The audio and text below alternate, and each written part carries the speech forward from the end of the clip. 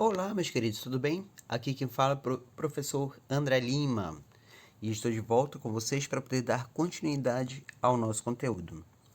Nós acabamos de ver a parte de tabela periódica, como os elementos estão distribuídos, como estão organizados, como estão relacionados com a configuração eletrônica e agora a gente vai ver como que eles se relacionam. Pessoal, vocês já começaram a imaginar ou já começaram a pensar, por exemplo, na quantidade de substâncias que tem em nosso ambiente? Por exemplo, imagine uma paisagem dessa, tá? Tudo que tem dentro da água, tudo que tem dentro da floresta, tudo que tem no ar, né? Todos os gases que tem no ar, todo tipo de materiais, tá? Ou então, por exemplo, no outro cenário completamente diferente, numa cidade. Imagina a quantidade de substâncias que tem uma cidade, né? Cada partícula que compõe a parede, dentro dos apartamentos, dentro das salas de escritórios, os aparelhos eletrônicos, os papéis, tecidos, dentro dos carros que tem aí, a quantidade de substâncias que tem numa cidade, dentro de uma pessoa, por exemplo. Você sabe que a unidade básica da vida é a célula. E do que a célula é feita? De elementos químicos, né? De átomos, de substâncias. A variedade de substâncias que tem no universo, né? Aqui está o exemplo de uma galáxia. No universo, no total, quantos elementos são necessários para fazer todas as substâncias, todo esse tipo de materiais?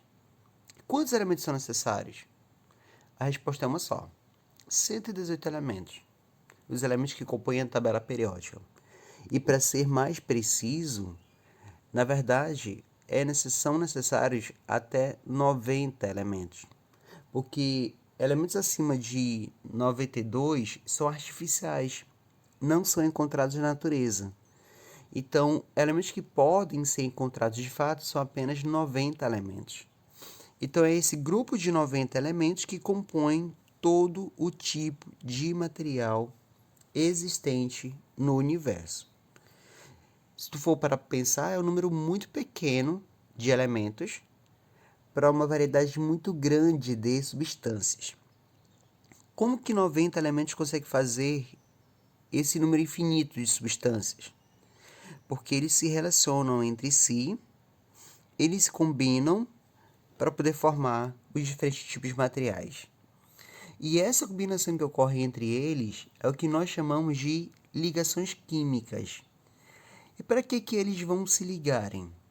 Eles vão se combinarem para poder alcançar uma configuração eletrônica igual de um gás nobre. Os gases nobres têm esse nome de nobre porque perceberam que na natureza eles não se ligam a nenhum outro elemento. Eles não se ligam nem mesmo entre si, entre eles, porque eles são nobres. O que isso quer dizer? Para poder explicar essa condição de não formar ligações, os cientistas falaram que esses elementos já são estáveis. Por isso não precisam se ligar com ninguém. Eles já alcançaram estabilidade. Então eles por si só já são felizes. Não precisa de mais ninguém. Ele sozinho já é estável. E o que vai garantir para o gás nobre essa estabilidade? Para poder explicar isso aí, os cientistas se basearam na distribuição eletrônica, na configuração eletrônica dos gases nobres. É o que vamos fazer aqui agora. Só que aqui eu vou fazer distribuição eletrônica por camada. É um método diferente daquilo que foi explicado para vocês, mas porque aqui vai ser mais resumido para poder chegar ao ponto que eu preciso, ok? Então vamos lá. O primeiro gás nobre que nós conhecemos é o gás hélio. Lembrando que o gás nobre é aquele grupo, o último grupo do lado direito da tabela, tá? O gás hélio, o hélio, ele tem número atômico 2. Se eu faço a distribuição eletrônica dele, vai ficar 1s2, ou seja, primeira camada, 2 elétrons. O próximo gás é o gás neônio, tem número atômico 10. Então ficaria 1s2, ou seja, 2 elétrons na primeira camada, 2s2, 2p6, aí vai dar 10, ou seja, na última camada vai ter 8 elétrons. Tá? Vai ter 8 elétrons. Então veja que eu estou colocando o número de elétrons por camada. Tá? Aí vem o argônio, número 18, vai ficar 2, 8. 2 com mais 8 dá 10. Para 18 falta mais 8. 18, pronto. Agora vem o criptônio número 36, vai ficar 2, 8, 18, com mais 8, aí vai dar 36. 2 com mais 8 é 10, 10 com mais 18 é 28, com mais 8 é 36, tá? Xenônio 54, 2, 8, 18, 18, 8, tá? 18 com 18 é 36. 2 com 8 é 10. 10 com mais 36, 46. Com mais 8, 54. Radônio. 2, 8, 18, 32, 18 e 8. Tá? Organóxeno. Isso aí foi entrado recentemente na tabela. Em 2016, esse elemento entrou na tabela. 2, 8, 18, 32, 32, 18 e 8 e vai dar o 78. Agora eu quero que vocês percebam e olhem. Todos os gases nobres, todos os gases nobres apresentam 8 elétrons na última camada, com exceção do hélio, que ele não tem 8, ele tem 2. Tá? Mas por que ele só tem 2? Porque ele só tem uma camada, e na primeira camada não tem como ter 8 elétrons. Primeira camada não cabe 8 elétrons. Só cabe no máximo 2. Então aí... E o hélio? Por que o hélio ele é um gás nobre? Mesmo não tendo 8 elétrons? Porque ele não se liga a ninguém. Ele não forma ligações nenhuma. Ele já é estável. Então a partir daí é que foi formulado a regra do octeto. Que vai falar o seguinte. Para ser estável... um elemento que conseguir uma configuração eletrônica igual de um gás nobre. O que isso significa? Tem que ter 2 elétrons, se ele tem apenas a camada K, ou tem que ter 8 elétrons na última camada, se tiver 2 ou mais camadas no total. Então, olha só. Para atingir a estabilidade, os átomos precisam adquirir a mesma configuração de um gás nobre, ou seja, apresentar 2 elétrons, caso tenha apenas uma única camada, ou 8 elétrons na camada de valência, tá? Então, é isso que os elementos vão buscar. Os elementos, eles vão tentar alcançar a mesma estabilidade de um gás nobre. Ou seja, se ele tiver apenas uma única camada, ele quer ficar com 2. Se ele tem 2 ou mais camadas, ele quer ficar com 8. Então, é isso que a gente vai ter que fazer. Tem exceções? Tem, mas a gente vai primeiro trabalhar com essa regra. Depois a gente coloca as exceções, tá? Primeiro absorver, internalizar essa regra. Para ser estável, precisa ter 2 elétrons se for apenas uma única camada e precisa ter 8 elétrons na última camada, tá? No caso, tem 2 ou mais camadas, se estabiliza com 8 elétrons, tá bom? Então, bora ver aqui alguns exemplos. Elemento sódio tem número atômico 11. Ele já é estável? Não, porque não é um gás nobre. Só é estável que se for um gás nobre. Então, eu já sei que ele não é, tá? Mas para ter certeza disso aí, eu vou ter que fazer a distribuição eletrônica e ver quantos elétrons ele tem na última camada, tá? Então, vamos lá. Número 11. 1s2, 2s2, 2p6, aqui deu 10. Para 11 falta mais 1, 3s1. Pronto, beleza. Camada de valência. Camada de valência é a última camada. Vejo que o sódio ele tem 3 camadas, né? O número quântico principal, que é esse número grande que tem logo na frente aí da letra, representa a camada. Tudo com o número 1 é a primeira camada, tudo que tem número 2 é a segunda camada e o número 3 é a terceira camada. Então, a terceira camada é a última, é chamada de camada de valência. Quem é a camada de valência? 3s1. Quantos elétrons de valência? Nós vamos ter 1 elétron de valência. Veja que ele não se enquadra na condição de estabilidade. Ele não tem 8 elétrons na última camada. Ele tem mais do que uma camada, então não pode contar com 2 também, tá? Ou seja, ele precisa alcançar 8 elétrons na última camada. Para isso acontecer, para ele existem 2 possibilidades. Ele pode ganhar 7, já que ele tem 1, se ele ganhar 7 vai ficar com 8, ou ele pode perder 1. A pergunta aqui é o seguinte: o que é mais fácil para ele? O que vai dar menos trabalho? Ganhar 7 elétrons ou perder 1? Porque se ele ganhar 7, fica óbvio, né? Se ele tem 1, ganhar 7 vai ficar com 8. E se ele perder 1? Quando a gente fala em perder elétrons, o átomo sempre vai perder o elétron da última camada. E na última camada ele já tem 1. Se ele perder 1, a última camada vai ficar vazia e ela vai sumir, vai desaparecer. Quem passa a ser a última camada é a segunda, que tem quantos elétrons? Que tem 8. Ou seja, se ele perder a terceira camada, ele vai ficar com 8 na segunda camada. Aí ele se estabiliza. Então, de novo, eu volto à pergunta. O que vai dar menos trabalho para ele? Ganhar 7 ou perder 1? Perder 1 dá menos trabalho. Tá? Perder 1 dá menos trabalho. Então, o que ocorre com esse sódio? Esse sódio tem uma tendência a perder um elétron. Então, ele perde a última camada e a última camada passa a ser a segunda com 8 elétrons e assim ele fica estável. Tá? Aí ele alcança estabilidade perdendo um elétron. Tá entendido? Vamos ver o cloro. O cloro tem número 17. O primeiro passo é fazer a distribuição eletrônica. Então, vamos lá. 1s2, 2s2, 2p6. Aqui fechou 10. 3s2, 12. Para 17 faltam 5. 3p5. Tá? Vamos lá. Tudo que tem número 1 é a primeira camada. Tudo que tem número 2 é a segunda camada. Tudo que tem número 3 é a terceira camada. Que nesse caso é a última camada, é a camada de valência. Então, vamos lá. Quem é a camada de valência do cloro? 3s2, 3p5, que é a última camada. Dentro da camada de valência tem quantos elétrons? Tem 7 elétrons. Ele está estável? Não. Ele não está estável. Ele não se enquadra na condição de um gás nobre. Não está estável. Para se estabilizar, o que ele precisa? Ele pode ganhar 1 ou perder 7. Porque se ele já tem 7. Se ele ganhar 1, completa 8. Fica estável. Ele tem 7 na última camada. Ele pode perder os 7 elétrons da última camada.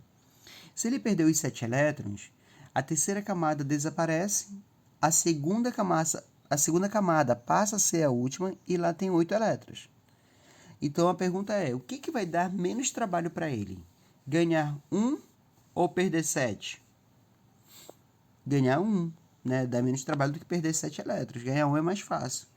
Então, esse elemento cloro, lá onde tem 3s2, 3p5, ele vai ganhar 1, vai ficar o 3p6, e assim ele vai ficar com 8 elétrons na última camada. Aí ele se estabiliza, tá? Agora sim ele vai estar estável. Depois que ele ganhar um elétron, ele vai ficar estável. Lítio tem número 3. Vamos lá. 1s2, 2s1. Somando vai dar 3. Quem é a camada de valência do lítio? É a última camada, que é o 2s1. Dentro da última camada tem quantos elétrons? Tem 1 elétron. Ele está estável? Absolutamente não. Não está. Para se estabilizar, o que precisa? Bem, ele pode ganhar 7 ou perder 1. Não é isso? Ele já tem 1. Se ele ganhar 7, completa 8. Se estabiliza. Ele tem 1. Se ele perder 1, ele perde a segunda camada. Vai sobrar apenas a primeira camada. E na primeira camada não tem 8. Mas aí vocês lembram lá que quem tem apenas uma única camada não precisa chegar a 8. Elementos com apenas uma única camada se estabiliza com 2 elétrons. Vai ter a configuração eletrônica igual do hélio, que é o primeiro gás nobre, não é isso? Então, ele alcança estabilidade? Sim, alcança. Então, vamos lá. Qual é a pergunta, então? O que é mais fácil para o lítio? Ganhar 7 ou perder 1? O que vai dar menos trabalho para ele? Perder 1, tá? Então, ele vai perder 1, vai perder a segunda camada. Ele vai ficar com 2 elétrons, apenas uma única camada, e assim se estabiliza. Você sabe que quem fica com apenas uma única camada não precisa de 8. Com 2 já está estável, tá? Bora ver aqui um último exemplo. Alumínio de número atômico 13. Primeiro passo é fazer a distribuição eletrônica. 1s2, 2s2, 2p6. Fechou 10. 3s2, 12. Para 13 falta 1. 3p1, tá? Vamos lá. Quem é a camada de valência do alumínio? 3s2, 3p1, que é a última camada. Dentro da última camada tem quantos elétrons? Tem 3 elétrons. Ele está estável? Não, não está. Para se estabilizar, o que ele precisa? O que pode acontecer com ele? Bem, ele pode ganhar 5 ou perder 3, tá? Ele pode ganhar aquilo que falta para completar 8 ou perder aquilo que ele tem na última camada. A pergunta é, o que vai dar menos trabalho? Ganhar 5 ou perder 3? Perder 3 dá menos trabalho para ele, não é isso? Então ele perde. De onde ele vai perder? Da última camada. Quem é a última camada? 3s2, 3p1, que tem 3 elétrons. Se ele perder, essa última camada desaparece. A segunda camada passa a ser a última camada, que tem 8 elétrons. Agora, se ele está com 8 elétrons na última camada, e está estável, ok? Então, vocês vejam que tem elementos que têm uma tendência a ganhar, tem outros elementos que têm uma tendência a perder para poder alcançar a estabilidade. Então, eles vão começar a se relacionarem uns com os outros, né? De acordo com o que ele precisa, se é ganhar, se é perder, para poder alcançar o estado de estabilidade. E dependendo de qual for essa relação entre os elementos, então as ligações que eles vão formar podem ser ligações iônicas, ligações covalentes ou ligações metálicas. A ligação iônica, que é o primeiro tipo de ligação que a gente vai começar a ver hoje, é quando há transferência de elétrons, ou seja, quando um perde, outro ganha. A ligação iônica só ocorre quando um tem tendência a perder, o outro tem uma tendência a ganhar. Então, vai ter uma transferência, um vai dar para o outro, tá? Já a ligação covalente ocorre quando há um compartilhamento de elétrons entre os átomos. Esse compartilhamento só ocorre quando um elemento precisa ganhar e o outro também precisa ganhar. Então, se a ligação for feita entre dois elementos que queiram ganhar, o que eles vão fazer? Eles vão compartilhar, tá? Vai ser essa ligação covalente. E depois a gente vai ver a ligação metálica. A ligação metálica ocorre quando os elétrons da camada de valência se deslocam livremente entre átomos metálicos, que momentaneamente formam-se cátion envoltos por uma nuvem eletrônica, ou seja, a ligação metálica ocorre com metais. Metais têm uma tendência a perder elétrons. Então, aqui, os elementos querem perder. Então, vamos lá. Ligação iônica. Um perde, outro ganha. Ligação covalente. Um ganha, outro ganha. Ligação metálica. Um perde, outro perde. Tá? É dessa forma que a gente vai ter as ligações. O nosso primeiro tipo de ligação é a ligação iônica, ligação eletrovalente ou ligação heteropolar. Essa ligação ocorre entre metal e ametal ou metal e hidrogênio. Por quê? Porque os metais têm uma tendência a perder. Ametais têm uma tendência a ganhar. No caso, o hidrogênio também tem uma tendência a ganhar. Aquele elemento que perde elétrons vai ficar com uma carga positiva. Aquele elemento que ganha elétrons vai ficar com uma carga negativa. Quando surgir essas cargas elétricas, vai acontecer uma atração eletrostática. Você sabe que cargas opostas se atraem.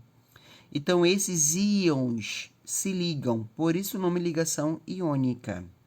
Tá? Eles vão se unir por essa atração entre as cargas. Bora ver aqui um exemplo. Sódio. Nós já fizemos a distribuição eletrônica do sódio lá atrás, lembram? Bora fazer de novo aqui. 1s2, 2s2, 2p6, 3s1. Na última camada tem um elétron. Ele está estável? Não.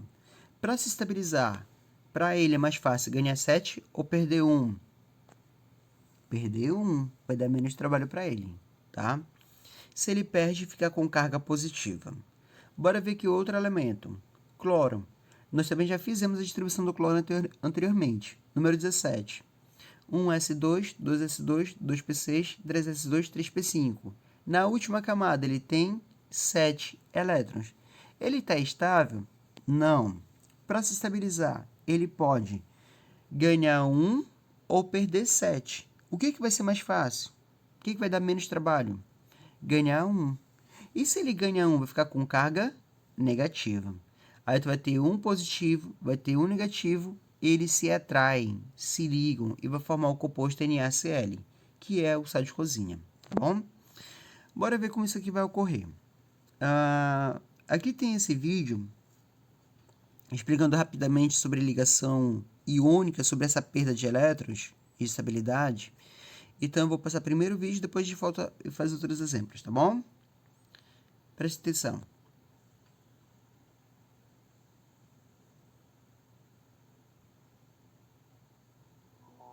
Ligação iônica é a ligação que se estabelece entre dois átomos quando há transferência de elétrons de um para o outro.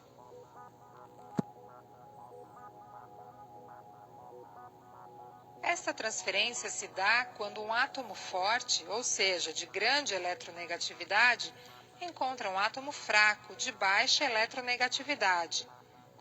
Eletronegatividade é a capacidade que um átomo tem de capturar elétrons. O átomo que perde elétrons passa a ter carga positiva, tornando-se um íon positivo ou cátion, enquanto que o átomo que ganha elétrons passa a ter carga negativa, tornando-se um íon negativo ou ânion. Como cargas elétricas opostas se atraem, os íons ficam ligados em razão da atração elétrica. Este tipo de ligação recebe o nome de ligação iônica, e substâncias resultantes de substâncias iônicas ou sais, como por exemplo o sal de cozinha ou cloreto de sódio, composto dos íons de sódio e cloro. O átomo de sódio possui 10 nêutrons, 11 prótons e 11 elétrons, 2 na primeira camada, 8 na segunda e apenas 1 na última camada, a camada de valência. O átomo de cloro possui 18 nêutrons, 17 prótons e 17 elétrons, sendo 2 na primeira camada, 8 na segunda e 7 na camada de valência. Quando juntos, o átomo de sódio perde um elétron para o átomo de cloro, tornando-se carregado positivamente, ao passo que o átomo de cloro, ao ganhar um elétron, se torna carregado negativamente. Ocorre então a ligação iônica, formando o cloreto de sódio. Pronto, resumidamente aí tem o vídeo explicando o que é a ligação iônica, ok? Aí fica já um pouco mais visual, né? Fórmula eletrônica ou fórmula de Lewis. Essa fórmula eletrônica ela vai ser representada com os elétrons da camada de valência. A gente vai mostrar como é que vai ocorrer essa ligação aí, tá bom? Bora pegar o exemplo do sódio e do cloro. Aqui vou já colocar o que a gente já tinha feito antes, tá bom? Tá, beleza. Sabe que o sódio tem um elétron na última camada. A gente vai representar sódio e esse pontinho ali representa o elétron na camada de valência, tá? Sabe-se que o cloro tem 7 elétrons na última camada. Então, eu coloco lá o cloro e em volta dele tem 7 pontinhos, que são os 7 elétrons que ele tem na última camada. Então, é assim que vai ser feita a fórmula eletrônica, com os elétrons da camada de valência, tá? O sódio tem uma tendência a perder e o cloro uma tendência a ganhar. Então, nós vamos representar com uma seta indicando quem está dando o elétron para quem. Nesse caso, o sódio está dando elétron para o cloro. Essa é a fórmula eletrônica. No momento que ocorre essa transferência, o sódio vai ficar positivo, o cloro vai ficar negativo, tá? Aí aparecem as cargas e eles se atraem, tá? Aí eles vão se atrair, vai ficar o NaCl. Quando se unem, as cargas elas se anulam porque um é mais um, outro é menos um, isso vai dar zero. Então, o composto iônico, ele é eletricamente neutro, apesar de existirem cargas dentro dele, mas essas cargas elas se anulam, tá? Separadamente, o sódio é positivo, o cloro é negativo. Unidos, o resultado vai ser zero, porque mais ou menos um vai dar zero. Eles se anulam. Então, essa é a fórmula eletrônica, tá? Aglomerados iônicos. O que ocorre aí? Vocês viram nesse exemplo, por exemplo, da formação do cloreto de sódio, que é o sódio de cozinha, que vai ter um positivo e um negativo. Por exemplo, o cloro está com a cor roxa, representa negativo. O sódio está com a cor verde, ele é positivo. Esses compostos iônicos vão se organizarem na natureza de tal forma que nunca vai ficar um negativo voltado para o outro negativo, porque eles se repelem, têm cargas iguais, tá? Então, eles sempre vão se organizando de tal forma que vão ficar próximos um dos outros com cargas opostas. Por exemplo, se o cloro está do lado esquerdo, embaixo dele vai entrar o sódio, que é o positivo. Se o sódio é o positivo está do lado direito, embaixo dele vai ficar o cloro, que é negativo. Então, eles vão intercalando. Na parte de trás deles, tá? O que é roxo, atrás vem um verde, o que é verde, atrás vem um roxo. Sempre vai ser trocado, sempre. E como eles são cargas opostas, então ainda vai ocorrer a atração entre eles, tá? Então, essas atrações entre as cargas vão ser tão forte quanto a carga, a ligação que originou o composto inicialmente. E nisso ele vai indo, cada vez mais compostos vão se intercalando e vão formando os cristais, tá? Essa foto que está em destaque aí, parece um cubo de gelo, é um cristal do sal de cozinha. Quando pega um grão do sal de cozinha, tá? E logicamente que ele é ampliado, se é visto em microscópio, ele vai ter esse aspecto, parecido a um cubo de gelo. E por que ele é formado esse formato cúbico? É justamente quando é formado as ligações. Daqui ele vai intercalando os elementos, formando esse aglomerado iônico e chegando a esse formato parecido de um cristal. Bora ver mais um exemplo. Cálcio e bromo. Tá? O cálcio ele é um elemento que tem número atômico 20. Primeiro passo é fazer a distribuição eletrônica. Vai ficar 1s2, 2s2, 2p6, 3s2, 3p6, 4s2. Já sabe, acabou em 4s2 é 20. Quem é a camada de valência? 4s2. Na última camada tem quantos elétrons? Tem 2 elétrons. Ele está estável? Não. Para se estabilizar, é mais fácil ganhar 6 ou perder 2? É mais fácil perder 2. Se ele perde, vai ficar com carga positiva. O bromo, 35.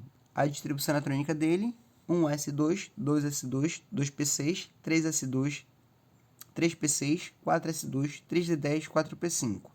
Quem é a camada de valência? 4s2, 4p5. Dentro da camada de valência tem quantos elétrons? Tem 7 elétrons. Ele está estável? Não. Para se estabilizar, é mais fácil perder 7 ou ganhar 1? É mais fácil ganhar 1. Se ele ganha, vai ficar negativo. Bora fazer a fórmula eletrônica. Como que ocorre essa ligação entre cálcio e bromo? Primeiro, eu vou colocar o cálcio, tá? Ele tem 2 elétrons na última camada. Vamos colocar o bromo. O bromo ele tem 7 elétrons na última camada. O cálcio precisa perder 2 elétrons. O bromo precisa receber 1. Então, vai haver uma transferência de elétrons do cálcio para o bromo. Quando o cálcio ele perde esse primeiro elétron, ele se estabiliza? Não, porque ele precisa perder 2. Perdeu só 1 por enquanto. O bromo, quando ele recebeu 1 elétron, ele se estabiliza? Sim, porque ele completou 8. Mas aí o cálcio ainda precisa perder 1. O bromo vai receber? Não, ele não pode. Porque se ele receber mais 1, vai desestabilizar. Ele vai ficar com 9 elétrons. Ele vai sair da condição de estabilidade. Então, não vai ocorrer assim. O que a gente vai ter que fazer para que esse cálcio perca o último elétron e fique estável? Nessa condição, pessoal, sempre vamos fazer o seguinte. Quando o elemento A está precisando e o B já está estável, nós vamos ter que chamar um outro átomo do B. Se o B se estabilizar, eu vou ter que chamar um outro átomo do A. Se o A precisar, chamo outro do B. Então, sempre vai ser assim. Quando um precisa, chamo outro do outro. Nesse caso, é o cálcio que está precisando. Então, eu vou ter que chamar um outro bromo. O novo bromo, ele chega com 7 elétrons querendo ganhar 1. E o cálcio vai dar esse 1 elétron para o bromo. O cálcio se estabilizou? Sim, porque ele precisava perder 2 e agora ele conseguiu perder 2 elétrons. O bromo que chegou agora se estabilizou? Sim, porque ele chegou com 7 querendo ganhar 1 e completou 8. Estão estáveis, tá? Então, a fórmula do composto é cálcio, só é um cálcio, e o bromo. Quantos bromos foram usados? 2 bromos. Então, essa vai ser a fórmula do composto, CaBr2, tá? Esse 2 embaixo vai indicar a quantidade de elementos que foi utilizado para poder fazer a ligação química, beleza? Regra geral de formulação. O que ocorre? Tu vais fazer a distribuição eletrônica, vai ver a quantidade de elétrons que tem na camada de valência, e por essa quantidade de elétrons você sabe quem ganha e quem perde, tá? Dependendo da quantidade de elétrons que um ganhar e o outro perder, um vai ficar com carga positiva, outro com carga negativa. Agora presta atenção aqui, que isso é importante. Se o x e o y forem números diferentes, se as cargas desses íons forem números diferentes, para chegar na fórmula do composto, basta você trocar essas cargas. O número do ânion vai para o cátion, o número do cátion vai para o ânion. A gente vai trocar, vai fazer assim, olha. Vou ter lá o elemento A e o B, agora olha as cargas. Nós vamos trocar. O Y estava no B, foi para o A, o X estava no A, foi para o B. E quando eu fizer essa troca, eu troco apenas o número, eu não levo o sinal, tá? Até porque esse número pequeno embaixo, ele representa a quantidade. Então, eu nunca vou ter uma quantidade negativa, por exemplo, tá certo?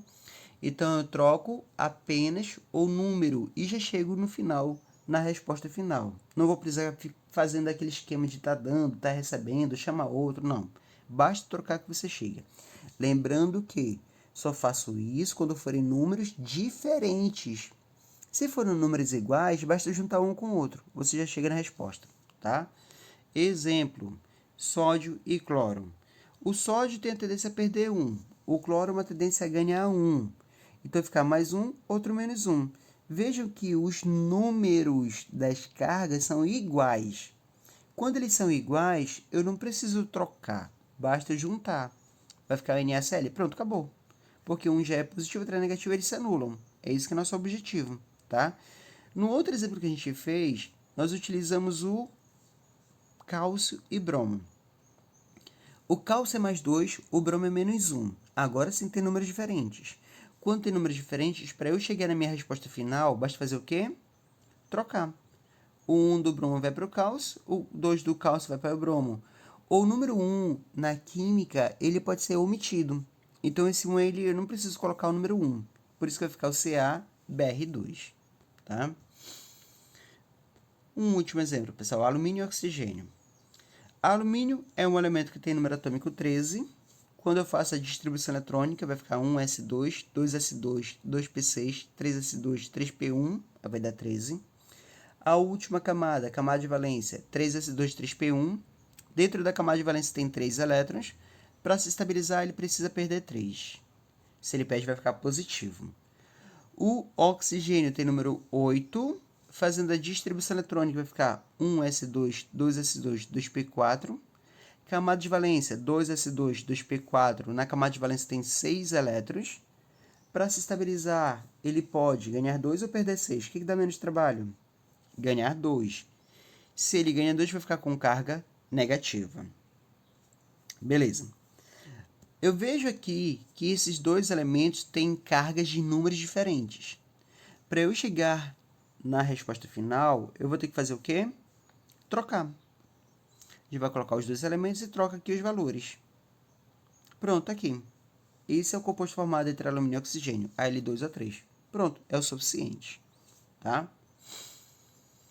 Característica dos compostos iônicos. Todo composto iônico, ele é solúvel em água. Tá? Se colocar na água, ele vai se dissolver, igual o sal de cozinha, se colocar na água, ele se dissolve. Conduzem corrente elétrica quando dissolvido em águas ou quando fundidos. Não geram eletricidade, eles conduzem. Se tu pegar uma porção de sal, por exemplo, colocar na mesa e colocar fios elétricos, ele não vai conduzir eletricidade.